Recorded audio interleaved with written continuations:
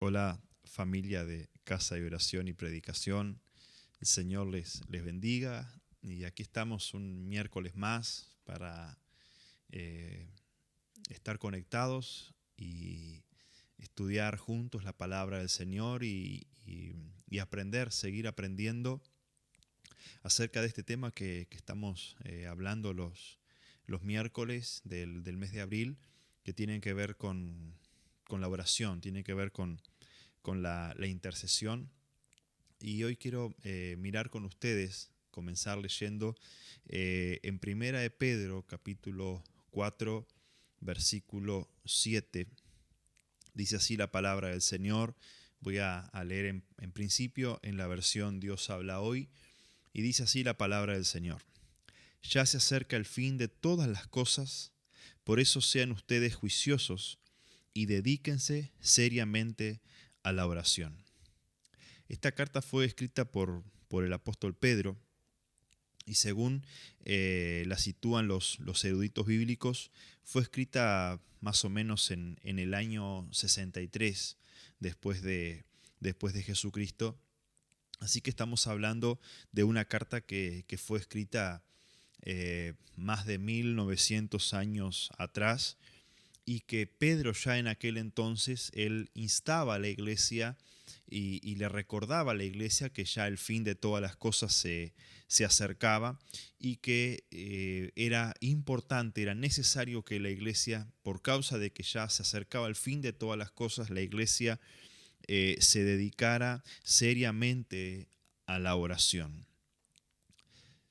Si esto fue una realidad hace 1900 años atrás, imaginémonos hoy cuán relevante e importante para nosotros, la iglesia del Señor, este texto que nos habla de que por causa de que el fin se acerca, el fin de todas las cosas se está acercando, es que nosotros debemos de ser juiciosos y dedicarnos seriamente a la oración. Eh, el ser juicioso tiene que ver con actuar con madurez y prudencia. Es alguien, una persona juiciosa es alguien que valora las cosas de forma correcta.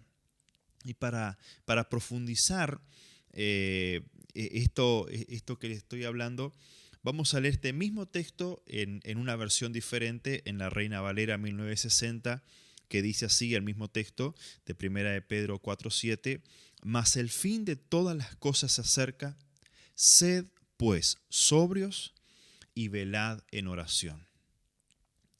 ¿Qué es ser sobrio? Lo contrario a ser sobrio es emborracharse. Una persona sobria es aquella que no ingiere nada que va a alterar su capacidad de razonar y de actuar.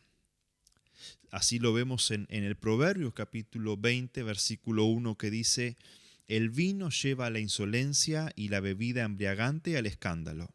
Nadie bajo sus efectos se comporta sabiamente.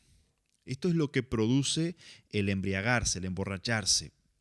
Lo contrario es ser una persona sobria, una persona que no ha ingerido una bebida alcohólica o ninguna otra droga que pueda alterar, que va a alterar su capacidad de razonar y de acción.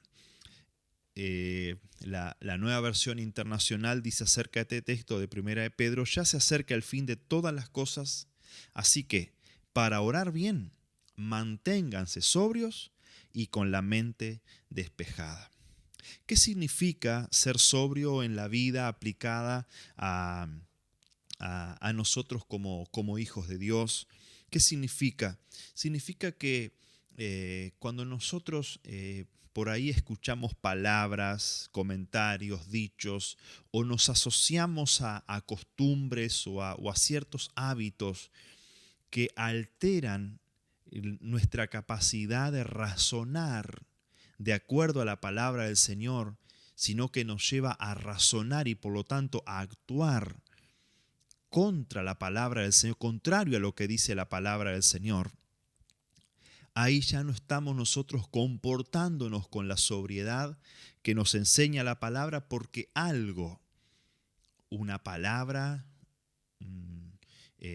una tradición, una costumbre, un hábito que no es de la palabra del Señor, nos altera nuestra capacidad de pensar, nuestra capacidad de razonar, y por lo tanto nuestra capacidad de acción se ven alterados por esa palabra que nos dijeron, como dice un proverbio, que las malas conversaciones corrompen las buenas costumbres. Una mala conversación va a alterar. Yo participo de una mala conversación, presto oído a una mala conversación, y esa mala conversación altera mi capacidad de pensar, de juzgar correctamente las cosas, y por lo tanto, como resultado, voy a actuar de forma incorrecta.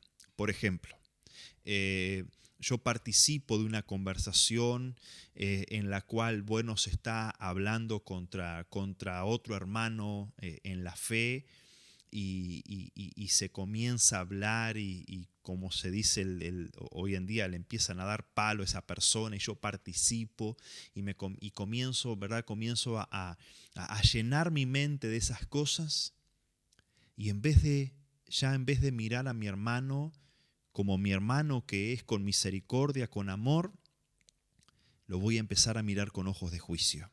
¿Qué pasó ahí? Lo que escuché, lo que permití entrar por mis oídos, alteró mi capacidad de juzgar a mi hermano, no con misericordia y amor, sino que ahora es juzgarlo con vara de juicio y de condenación. Ahí tenemos un claro ejemplo de cómo lo que nosotros escuchamos altera nuestra capacidad de juzgar las cosas de acuerdo a la palabra del Señor, y eso sería, en términos espirituales, embriagarse y perder la sobriedad con la cual se espera que nosotros vivamos en esta vida. ¿Qué pasa cuando una persona por ahí se sube a un vehículo? Como dice el proverbio, nadie bajo sus efectos actúa sabiamente. Cuando nosotros perdemos la sobriedad, la capacidad de juzgar las cosas de acuerdo a como dice la palabra del Señor, siempre vamos a terminar afectados, siempre vamos a terminar enfrentando serios problemas y perjudicándonos a nosotros mismos y perjudicando a aquellos que nos rodean. Así que cuando nosotros perdemos o nuestra capacidad de juzgar las cosas correctamente de acuerdo a la palabra del Señor. Cuando yo digo juzgar las cosas correctamente, estoy hablando de juzgar las cosas de acuerdo a lo que dice la palabra del Señor. Como hijos de Dios, lo que es correcto es lo que la palabra del Señor dice que es correcto, y lo que es incorrecto es lo que la palabra del Señor dice que es incorrecto. No hay otro libro, no hay otra opinión que nosotros podamos considerar para juzgar si determinada cosa es correcta o no. Lo que es correcto es lo que la palabra del Señor dice que es correcto. Lo que la palabra del Señor señala como incorrecto es incorrecto en todos los tiempos de la historia. Y quiero mirar con ustedes algunos ejemplos en la palabra del Señor acerca de grupos o personas que, por no tener esa sobriedad, o sea, la capacidad de juzgar las cosas correctamente de acuerdo a la palabra del Señor, sino que actuaron siguiendo sus propios razonamientos. Esto afectó su capacidad de oración. Vamos a mirar en Santiago capítulo 4, versículos 1 al 3. Santiago capítulo 4, versículos 1 al 3 dice lo siguiente: ¿De dónde surgen las guerras y los conflictos entre ustedes? ¿No es precisamente de las pasiones que luchan dentro de ustedes mismos? Desean algo y no lo consiguen, matan y sienten envidia y no pueden obtener lo que quieren, riñen y se hacen la guerra, no tienen porque no piden, y cuando piden no reciben lo que piden porque piden con malas intenciones para satisfacer sus propias pasiones. eh, la iglesia a la cual Santiago lo está escribiendo, que es una de las primeras cartas que se escribió dentro de lo que es el tiempo de la gracia, lo que es el tiempo del Nuevo Testamento, es una de las primeras cartas que se escribió. Y Santiago le escribió a todos aquellos judíos cristianos que habían sido dispersados por causa de las persecuciones.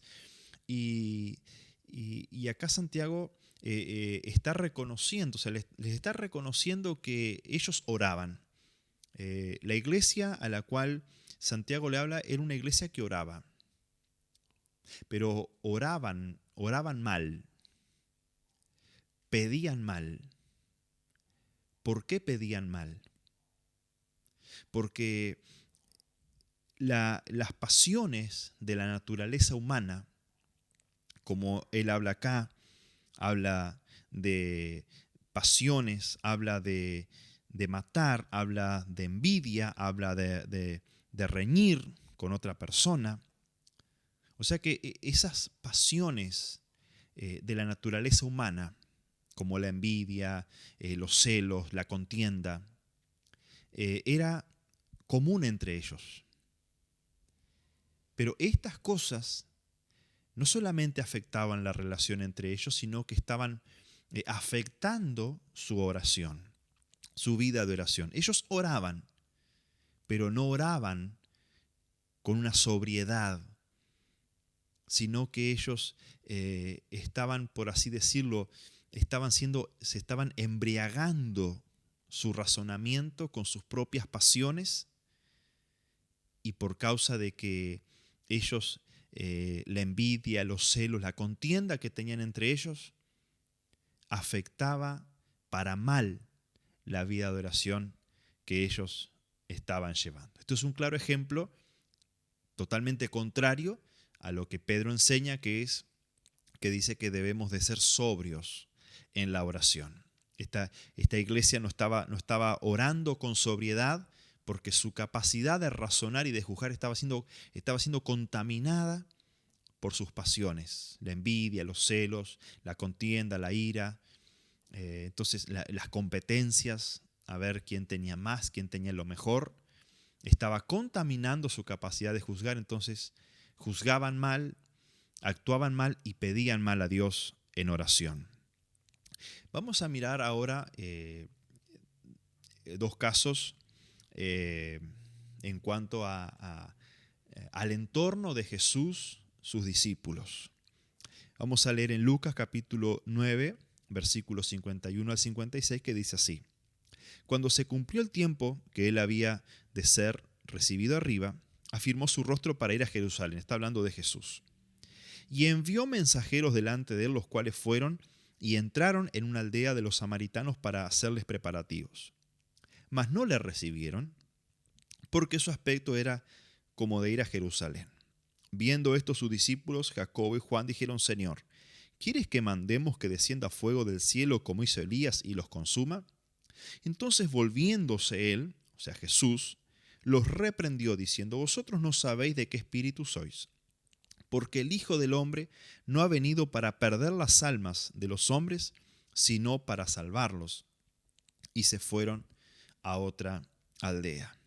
Jesús reprende a Jacobo y a Juan, porque ellos dicen: bueno, Señor, si oramos como Elías y que caiga fuego y los consuma, por causa de que no lo querían recibir a Jesús en su aldea. Entonces Jesús los reprende, porque Jesús dijo: vosotros no sabéis de qué espíritu sois. Jesús, Él vino a dar vida, Él vino a salvar a las personas, no a destruirlas. Y ellos eran de ese espíritu, porque ellos eran discípulos de Jesús. Ellos estaban alineados a Jesús. Ellos eran del espíritu que Jesús tenía, del espíritu que movía a Jesús, que era el de dar vida a las personas, era el de salvar a las personas, no de destruirlas. Pero ellos no lo sabían. Los discípulos eran judíos, y los judíos, tanto del norte como del sur, la zona de Jerusalén, tenían entre medio de ellos a los samaritanos. Los pueblos samaritanos eran judíos mestizos, o sea, judíos que habían nacido producto de casamiento entre judíos y pueblos no judíos.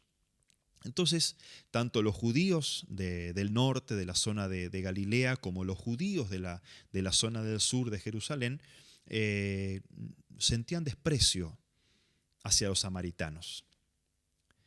De hecho, los judíos bordeaban el Jordán para evitar pasar por tierra samaritana. Jesús más de una vez pasó por Samaria y predicó a los samaritanos.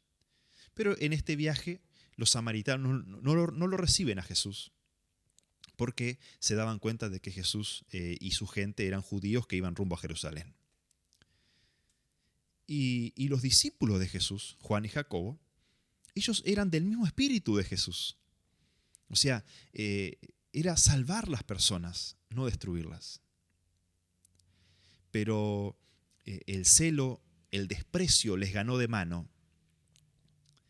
Y ellos le pidieron a Jesús algo que era contrario a lo que Jesús quería. Ellos, en vez de actuar sobriamente, de acuerdo al espíritu que se movía en ellos, el desprecio hacia los samaritanos les jugó una mala pasada.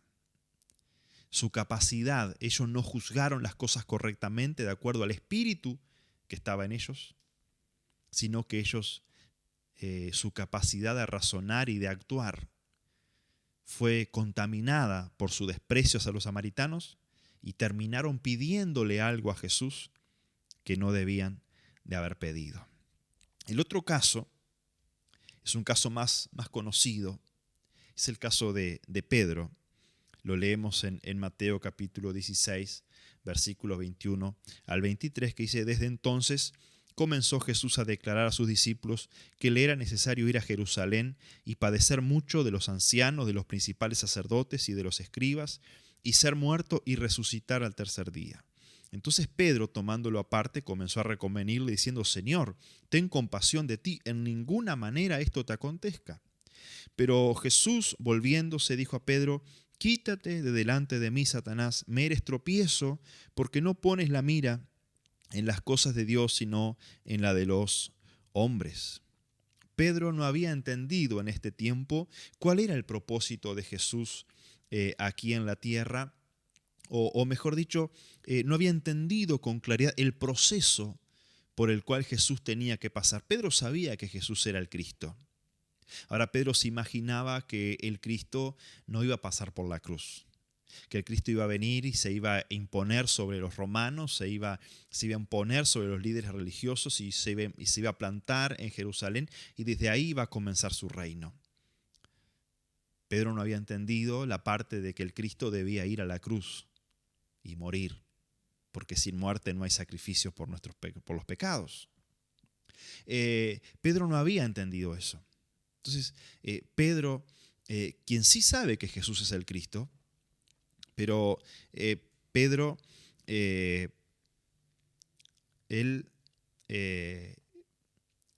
Pedro dice: bueno, no, Señor, no puede ser que tú vayas a la cruz.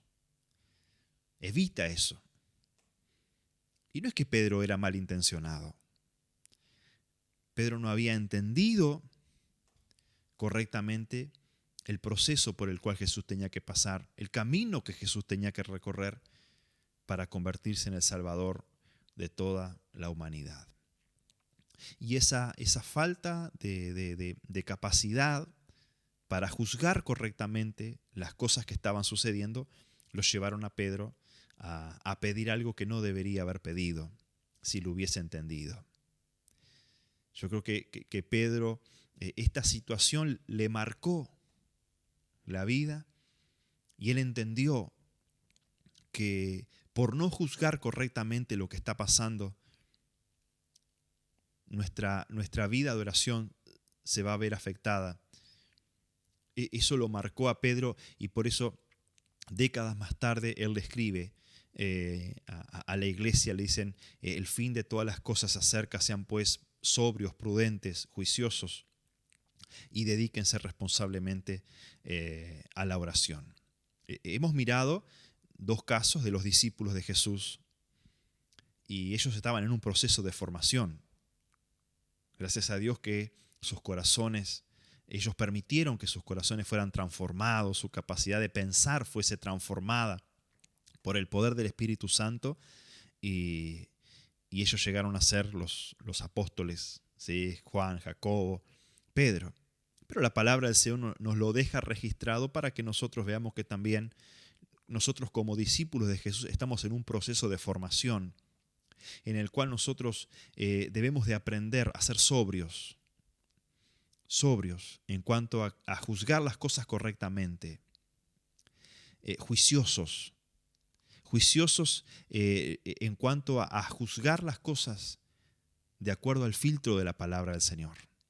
Lo que la palabra del Señor dice es, y eso es lo que determina qué es lo que está bien y qué es lo que está mal. No es la costumbre, no es la tradición, no son los modismos, no es ni lo tradicional ni lo renovado. Es la palabra del Señor, que es eterna y que no cambia. Es ella la que determina qué está bien y qué está mal para nosotros. Si nosotros juzgamos las cosas de acuerdo a la palabra del Señor y determinamos qué es lo que está bien y qué es lo que está mal por la palabra del Señor, entonces nosotros vamos a ser juiciosos, sobrios. Eso es lo que la palabra del Señor nos enseña. Pero por otro lado, nosotros vemos un ejemplo de Jesús.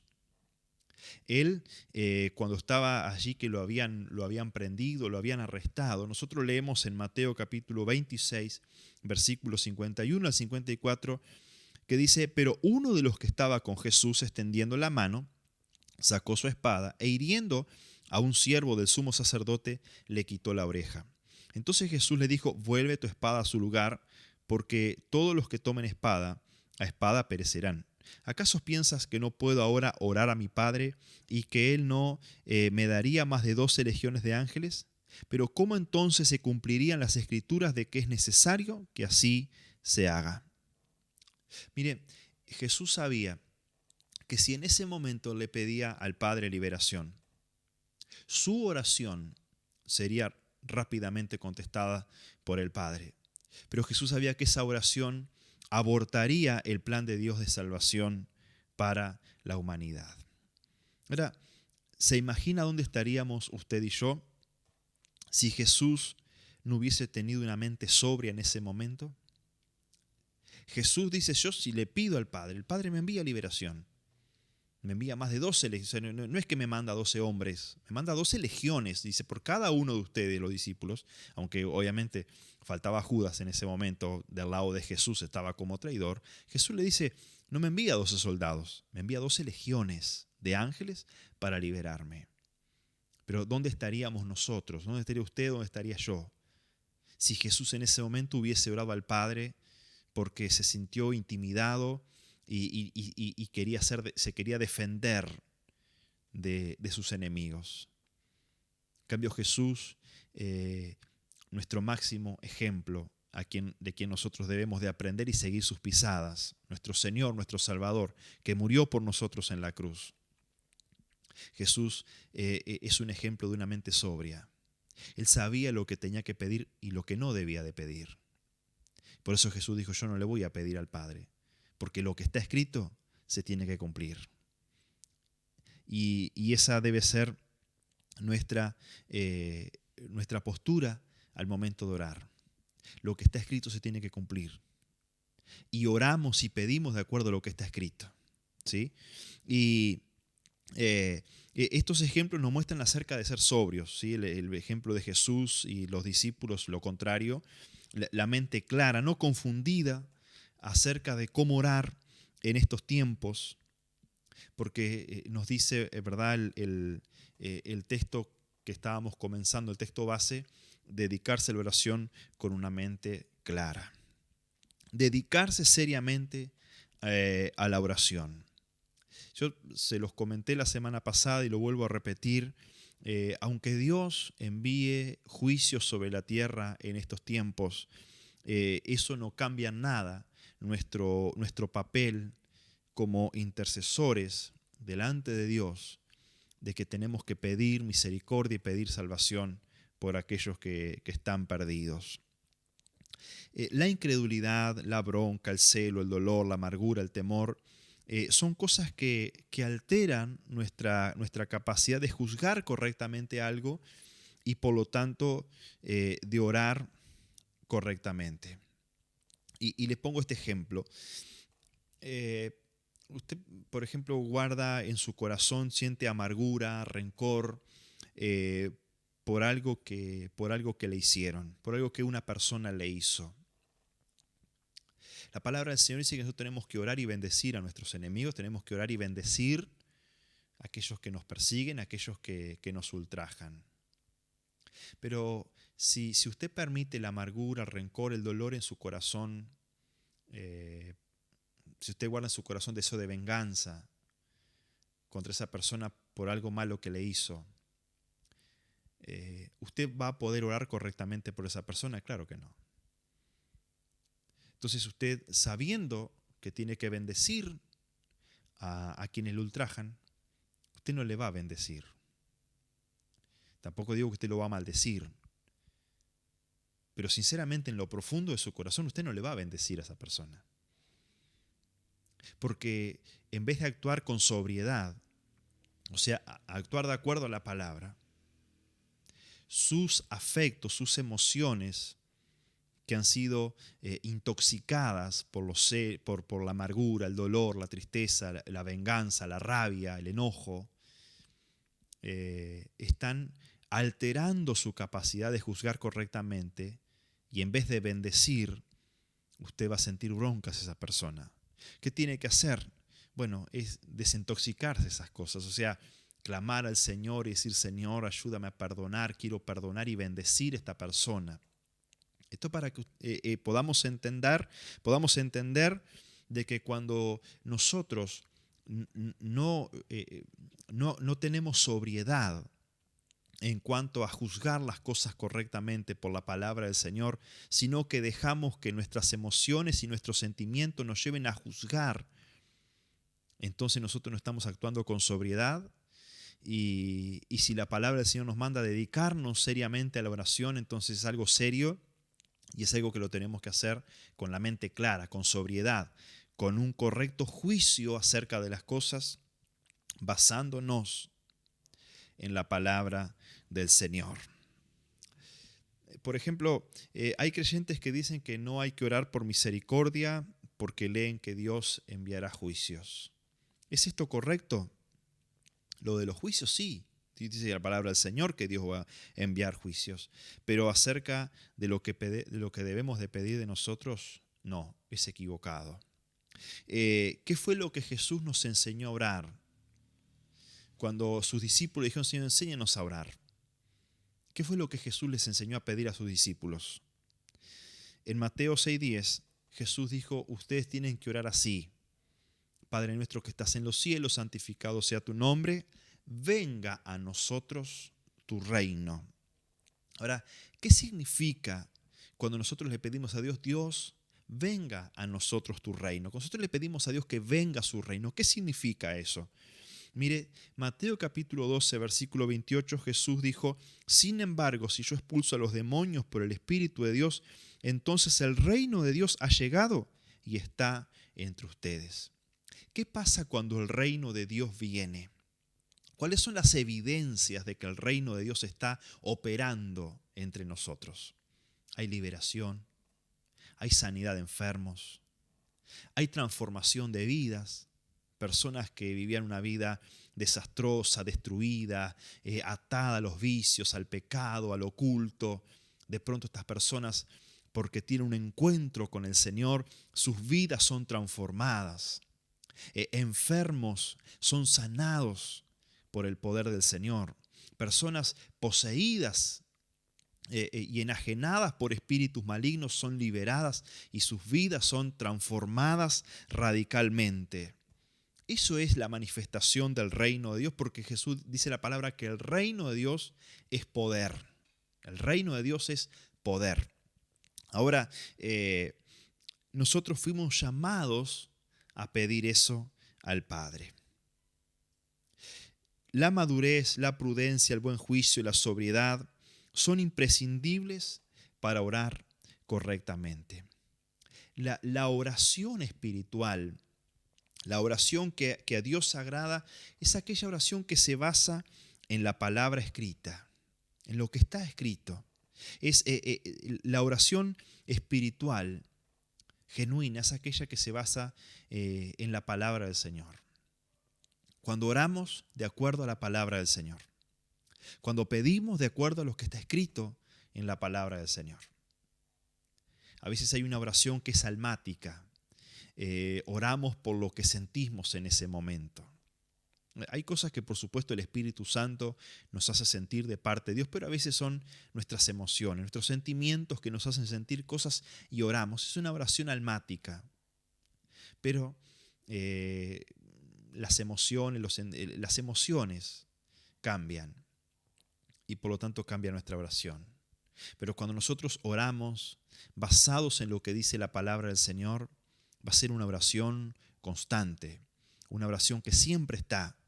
Como dice Santiago, dice que el que pida, pida con fe, porque el que no tiene fe es como la onda del mar, o sea, hoy está entusiasmado con algo y lo pidió, pero ya mañana perdió el entusiasmo y ya no lo pide. En cambio, el que pide con fe, pide hoy, y si hoy no lo recibe, pide mañana, y si mañana no lo recibe, pide pasado, y así, porque no lo reciba, no quiere decir que deja de creer. Aunque no lo reciba, sigue creyendo porque sabe lo que está pidiendo. Está pidiendo lo que está escrito en la palabra del Señor. El Padre quiere que todos se arrepientan de sus pecados y sean salvos. Para eso Dios envió a su Hijo. Mientras nosotros estemos en la era de la gracia, en el tiempo de la gracia, en el cual está disponible para todos el perdón de los pecados, la salvación por medio de Jesucristo, nuestra oración tiene que ir en esa línea. Nuestro clamor tiene que ir en esa línea, de que Dios quiere que todos sean salvos y vengan al conocimiento de la verdad y puedan ser salvos y vivir para siempre en la gloria eterna con el Padre. ¿Qué le parece si en este tiempo que hemos apartado como iglesia para ayunar, para buscar al Señor, qué le parece si juntos le pedimos al Padre, como le pidieron los discípulos de Jesús, enséñanos a orar? Vamos a pedirle al Padre que el Padre nos ayude a dedicarnos con una mente clara, con una mente sobria, velar en oración responsablemente. Porque ya lo vimos, se acerca el fin de todas las cosas y es necesario que nosotros, la iglesia del Señor, seamos juiciosos y nos dediquemos seriamente a la oración. Amén. Padre, gracias por tu palabra que nos enseña, que nos instruye. Gracias, Padre, porque tú nos enseñas todas las cosas. Dice tu palabra que todos serán enseñados por Dios. Y a través de tu palabra tú nos enseñas y nos enseñas hoy a través de tu palabra, Padre, cómo orar. Oh Dios, a ti clamamos en esta hora, Padre, y te pedimos en el nombre de Jesús que tú nos ayudes a tener una mente clara, a tener una mente sobria, juiciosa, de juzgar las cosas correctamente de acuerdo a tu palabra, oh Dios, y de acuerdo a tu palabra orar, de acuerdo a lo que es tu voluntad orar en este tiempo. Enséñanos por tu palabra a orar correctamente, Padre, porque estamos inmersos en los últimos tiempos, en los días finales, y tú nos estás pidiendo por tu palabra que nos dediquemos seriamente a la oración.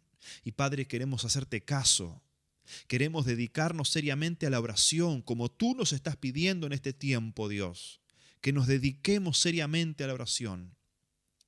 Pero para eso te pedimos, Padre, que nos enseñes, que el Espíritu Santo nos dirija y nos enseñe por tu palabra a orar correctamente, a orar seriamente, como tú nos pides por tu palabra, oh Dios. Padre, te amamos, amamos tu palabra y queremos hacer tu voluntad en todas las cosas, Dios. Queremos hacer tu voluntad en la oración también y orar seriamente, responsablemente, juiciosa, sobriamente queremos orar. Por eso a ti pedimos, Padre, a ti nos acercamos, oh Dios, al trono de la gracia para buscar la gracia que necesitamos en el momento oportuno. Hoy es oportuno, Señor, el momento en que tu gracia nos capacite para orar como debemos orar, oh Dios.